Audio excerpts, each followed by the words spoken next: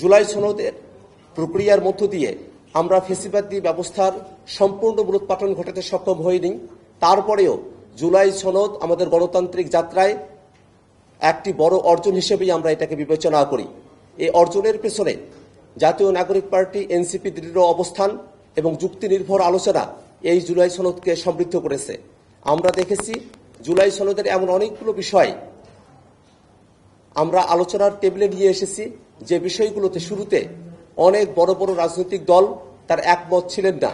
জাতীয় নাগরিক পার্টির দৃঢ় অবস্থান এবং যুক্তি নির্ভর আলোচনার প্রেক্ষিতে এবং জনগণের অব্যাহত সমর্থনের কারণে সেই সব রাজনৈতিক দল তারা তাদের মূল প্রস্তাবনা থেকে সরে এসে কমিশনের প্রস্তাব এবং জাতীয় নাগরিক পার্টি এনসিপি প্রস্তাবের সঙ্গে তারা একমত হয়েছেন। আমরা সেই কারণে সেই রাজনৈতিক দলগুলোকে ধন্যবাদ জানাই।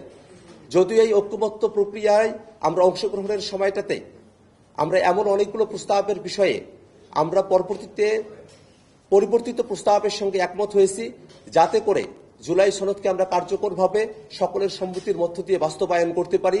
তেমন ধরনের পদক্ষেপ জাতীয় নাগরিক পার্টি এনসিপি আমরা গ্রহণ করেছিলাম।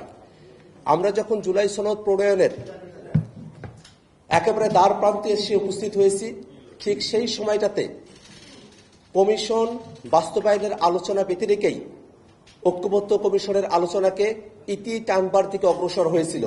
সেই সময়টাতেই জাতীয় নাগরিক পার্টি এনসিপি জোরালো বক্তব্য উপস্থাপন করে যে জুলাই সনদের অবশ্যই আইনি ভিত্তি প্রদান করতে হবে এবং সেই আইনি ভিত্তির মধ্য দিয়েই সামনে নির্বাচন অনুষ্ঠিত হতে হবে। আমরা ঐক্যবদ্ধ কমিশনের এই জায়গায় তাদের ঢিলেঢালা অবস্থার পরেও রাজনৈতিক দলগুলো সকলের অংশগ্রহণে দ্বিতীয় ধাপের আলোচনায় আমরা জুলাই সনদের আইনি ভিত্তি দেওয়ার বিষয়ে রাজনৈতিক দলগুলোকে আলোচনায় নিয়ে আসতে সমর্থ হই। যদিও প্রথম দিকে বিএনপি এবং তার সঙ্গে গুটিকত রাজনৈতিক দল জুলাই সনদের আইনি ভিত্তি দেওয়ার ব্যাপারে তারা আগ্রহী ছিলেন না। এটাকে শুধুমাত্র একটি অঙ্গীকার এবং প্রতিশ্রুতির মধ্য দিয়ে সম্পূর্ণ করার কথা তারা ব্যক্ত করেছিলেন।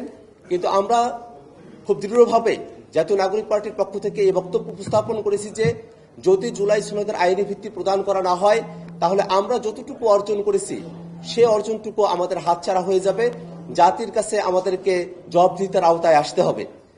সেই প্রেক্ষাপটে দীর্ঘ সময় আলোচনার পরে ঐক্যবদ্ধ কমিশনে রাজনৈতিক দলগুলো জাতীয় নাগরিক পার্টি এনসিপির জুলাই সনদকে আইনি ভিত্তি দেওয়ার দাবির সঙ্গে একমত হয়েছে।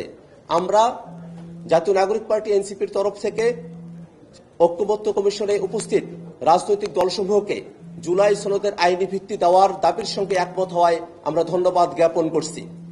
কিন্তু আমরা যখন জুলাই সনদের বিষয়ে সর্বশেষ সিদ্ধান্ত উপনীত হয়েছি সেই সময়টাতে কিছু বিষয়ে এখনো পর্যন্ত অস্পষ্টতা থেকে গেছে।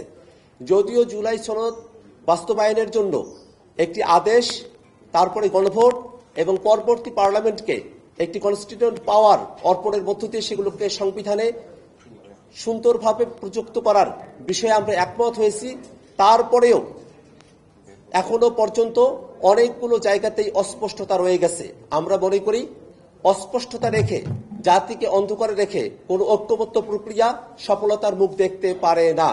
এমত অবস্থায় আমাদের কাছে মনে হয়েছে জুলাই সনদের সব থেকে গুরুত্বপূর্ণ বিষয় হলো যে আদেশের মধ্য দিয়ে আমরা এটাকে বাস্তবায়ন করব, সে আদেশের বিষয়টা জনগণের কাছে আরও খোলাসা হওয়া প্রয়োজন।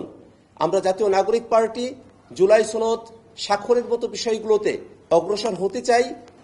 তার পূর্বে জুলাই সনদ বাস্তবায়নের জন্য যে আদেশ জারি করা হবে সে আদেশের ধরন, সে আদেশের টেক্সট, খসড়া এবং সে আদেশ গণঅভ্যুত্থানের মধ্য দিয়ে জনগণের সার্বভৌম অভিপ্রায়ের অভিব্যক্তি হিসেবে সরকার প্রধান প্রফেসর ডক্টর মোহাম্মদ ইউনূসের জারিকৃত একটি আদেশই হবে এবং তার মধ্য দিয়ে সামনে যে গণভোট অনুষ্ঠিত হবে সেই গণভোটে নোট অফ ডিসেন্টের মতো বিষয়গুলো থাকবে না।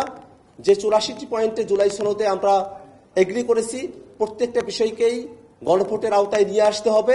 গণভোটে নোট অফ ডিসেন্টের বিষয়গুলো যাতে অস্পষ্ট না থাকে এবং একই সাথে আমরা সামনে যে নির্বাচন অনুষ্ঠিত হবে যার জন্য জাতীয় নাগরিক পার্টি আমরা প্রস্তুতি গ্রহণ করছি, সারা দেশ উন্মুখ হয়ে আছে, সেই নির্বাচন এর মধ্য দিয়ে নির্বাচিত প্রতিনিধিরা একই সাথে যেমন তারা সংসদ সদস্যের কার্যাবলী সম্পাদন করবেন, তার সাথে সংসদের সদস্যদেরকে কনস্টিটিউয়েন্ট পাওয়ার, গাঠনিক ক্ষমতা প্রদান করার মধ্য দিয়ে সংস্কারকৃত সংবিধান, যেটাকে জুলাই ঘোষণাপত্রের মধ্যে বিবৃত করা হয়েছে, সেই সংস্কারকৃত সংবিধানের মৌলিক সংস্কারের বিষয়ে আমরা যে বিষয়গুলোতে একমত হয়েছে এবং জুলাই সনদে সিদ্ধান্ত গ্রহণ করা হয়েছে সেগুলোকে অন্তর্ভুক্ত করা হবে এবং সেই সংবিধান সংস্কারকৃত 2026-এর সংবিধান হিসেবে বর্ণিত থাকবে, এমন দাবি আমরা সরকারের কাছে উপস্থাপন করতে চাই।